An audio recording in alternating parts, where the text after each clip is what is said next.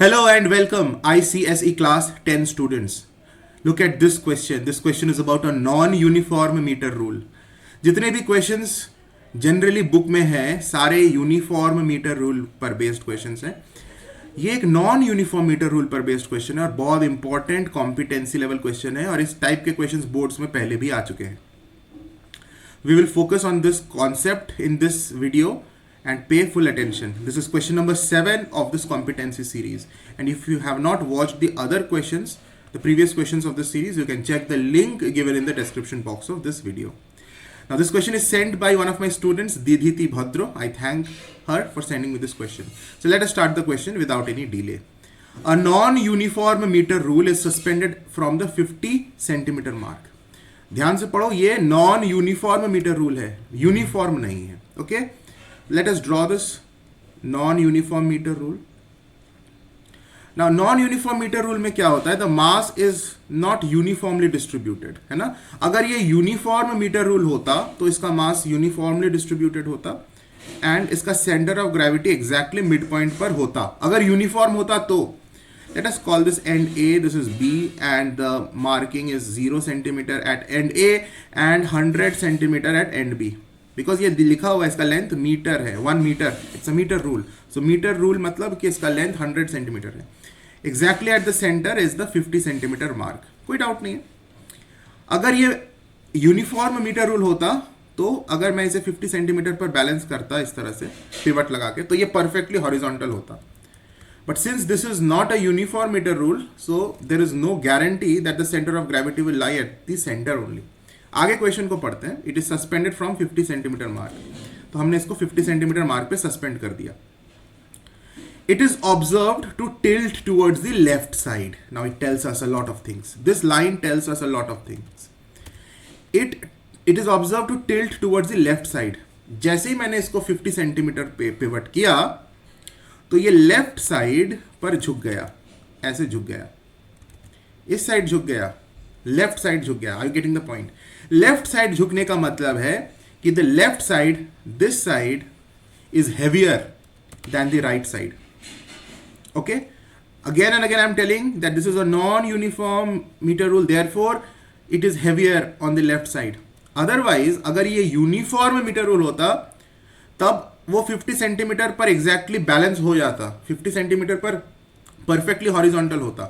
लेकिन ये non uniform metre rule है, मतलब इसका मास यूनिफॉर्मली डिस्ट्रीब्यूटेड नहीं है. इस वजह से you will see that the left side is, in this question it has been said that the left side is heavier. How do we know it? Because it tilts towards the left side. So this side is heavier. तो जिस side वो heavier होता है उसी side होता है उसका centre of gravity. इस रूलर का सेंटर ऑफ ग्रेविटी कहां पे लाई करता है? जहां पे वो हेवियर होता है, जिस साइड में वो हेवियर होता है. ये कंसेप्ट याद रखना. So this, since this side is heavier, तो centre of gravity lies somewhere on this side. Let us assume that the centre of gravity lies here. I have written CG. CG means centre of gravity, this point. We don't know what is this distance. What is this distance? We don't know, but we know that it lies at least on this left side because it is tilting on the left side. When a weight of 20 GF is suspended at the 70 centimeter mark, the rule becomes horizontal. अब आगे क्या कहा गया कि एक 20 GF force को या wait को जब हमने सस्पेंड किया 70 सेंटीमीटर मार्क पर, so here somewhere may lie the 70 centimetre mark. तो 70 सेंटीमीटर मार्क पे मैंने कितने वेट को सस्पेंड किया? 20 GF वेट को सस्पेंड किया. The rule becomes horizontal. Rule perfectly horizontal हो गया. अच्छा, one thing is very easy to understand that this side was already heavier, the left side, इसी वजह से वहां झुक रहा था. तो उसको बैलेंस करने के लिए मुझे जो वेट डालना होगा बैलेंस करने के लिए, that must be on the right side. It must be on the right side of the centre of gravity. ठीक है, तो इसीलिए मैंने 20 GF 70 सेंटीमीटर पे जैसे ही डाला तो ये बैलेंस हो गया. कोई इसमें एबनॉर्मलिटी नहीं है, बिल्कुल समझ में आ रहा है कि यस ऐसा ही होना चाहिए, क्योंकि दूसरे साइड लाइटर साइड था तो उस साइड में मुझे एक्स्ट्रा वेट देना पड़ा 20 GF, तो तब जाके वो बैलेंस हो गया. क्लियर है? The metre rule becomes horizontal. अच्छा, अब आगे लिखा गया है the weight of the rule is 50 GF. इस रूल का वेट 50 GF है. Now again a concept that you should know, that weight always lies at center of gravity. Wait of the rule किस पॉइंट पे लाई करता है? Centre of gravity. तो हमने centre of gravity यहाँ मार्क किया हुआ है, तो यहीं पे हम शो कर देंगे इस रूल का वेट जो कि दिया हुआ है 50 GF. ये है diagram. The entire diagram is in front of you, and now using this diagram we have to find the position of center of gravity. हमें ये पोजीशन निकालना है कि what marking is there, which mark is this point, center of gravity पे कौन सा mark है. बहुत सिंपल है. So right now the rule is in the state of equilibrium, balanced स्थिति पर है, तो we will apply the principle of moments here. Let us assume this distance is x, pivot से center of gravity का distance x है, और ये distance तो हमें क्लियरली दिख रहा है 20 सेंटीमीटर है. Very simple. 50 and 70, so 70 minus 50 is 20 centimetre. Very simple. So now we will apply the principle of moments according to principle of moments.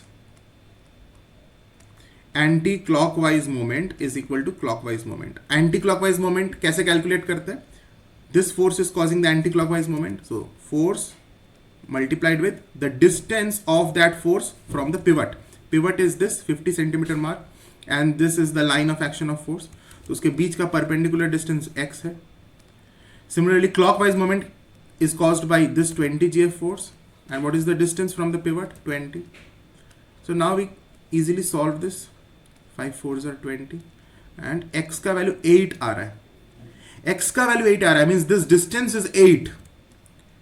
Are you getting the point? This particular distance is 8 centimetres. So what should be the marking over here?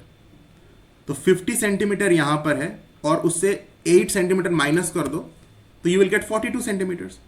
Therefore the CG lies at which point? 50 से minus कर दो, पीछे कितना जाना है? x centimetres पीछे. That means 8 centimetre पीछे, which is 42. दिख रहा है कि मेरा वीडियो से कट जा रहा है? ठीक है.